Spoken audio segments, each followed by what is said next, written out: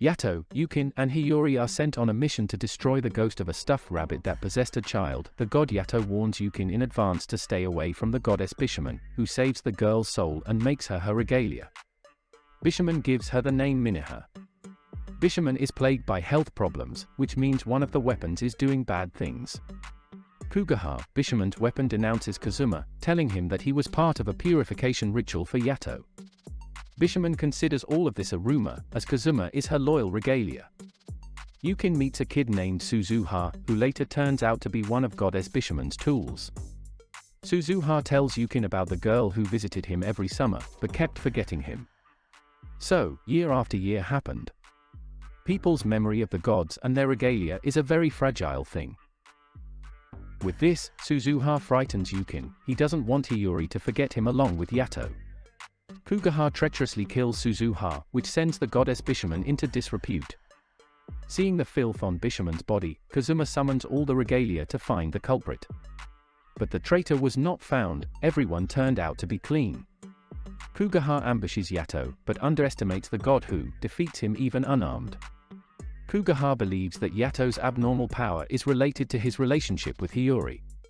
Kugaha plans to betray and destroy the Bishamon family and overthrow her herself. Yukin learns of her friend's death from Kazuma and accidentally moves with him to Bishamon Temple. When Bishamon asks Kazuma about Yato's purification ritual, he confesses to her. Kazuma assures Bishamon that Yato is not her enemy, but her savior. Kazuma protects Yukin from Bishamon's bullet. Bishamon is furious and chases Kazuma away, but hesitates to break their bond and relieve him of his position. Kazuma temporarily resides with the goddess Kofuku and her Daikoku regalia. Aha, a renegade tool of the Bishamon clan, attacks Yato. The insidious Kugaha, meanwhile, steals Kazuma and Hiyori's souls. Hiyori's body remains lying unconscious. Kazuma and Hiyori find themselves captured by Kugaha, where Hiyori also learns about Kazuma's past and that he is the only survivor of the extermination of Bishamon's past family. Back in the day, Bishamon experienced the pain of being defiled by a regalia that betrayed her. It infected the entire clan and they were no longer shepherded. Kazuma begs Yato to kill them in order to save his mistress from the disease. This is why Kazuma respects the god Yato, and Bishamon in turn seeks revenge. Kugaha wishes to take the place of Bishamon's right hand after her rebirth. Yato and Yukin come to Bishamon's fortress to rescue Hiyori, who is rumored to be a prisoner of the goddess. Yukin sacrifices herself to save Yato and finds herself broken in half. Yukin, who gave his life for his master friend Yato, is reborn as a divine vessel. Aha causes Bishamon more and more suffering and pain. Kugaha summons a dinosaur spirit, which begins to destroy Bishamon's regalia, thereby weakening her. Guilty of treachery, Aha helps Hiyori and Kazuma escape from captivity. Guys try to stop Yato and Bishamon from fighting. Bishamon attacks Yato in a rage, and Kazuma shields Yato with his chest and takes the blow for himself. Bleeding to death, Kazuma confesses that he had something to do with the death of his past family because he asked Yato to kill the entire clan to save Bishamon. Goddess Bishamon cries while holding the dying Kazuma in her arms. Kugaha declares that Goddess Bishamon needs to be reborn to purify herself for her past mistakes. Yato cuts off Kugaha's hand, saying that the gods make no mistakes. Bishamon decides to spare Kugaha and simply relieves him of his service. Bishamon destroys the ghost who killed her regalia. Kazuma regains consciousness. He grieves for hurting Bishamon again. Bishamon purifies herself, aided by Aha.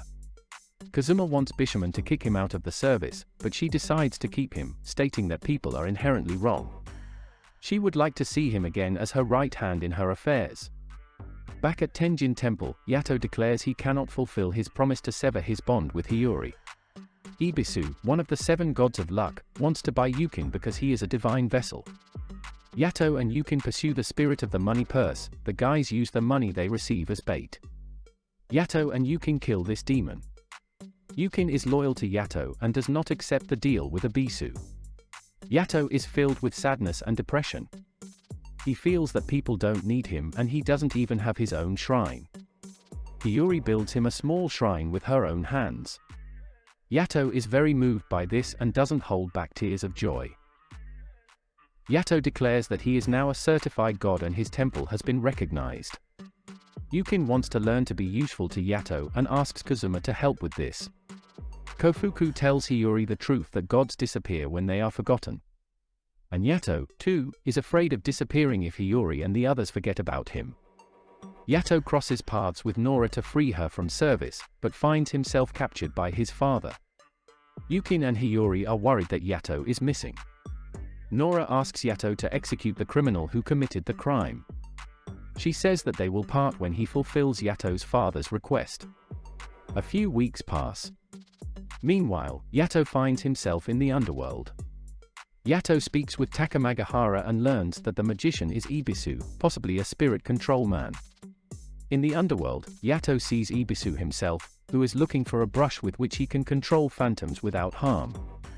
The two boys are captured by Izanami, Lord of the Underworld.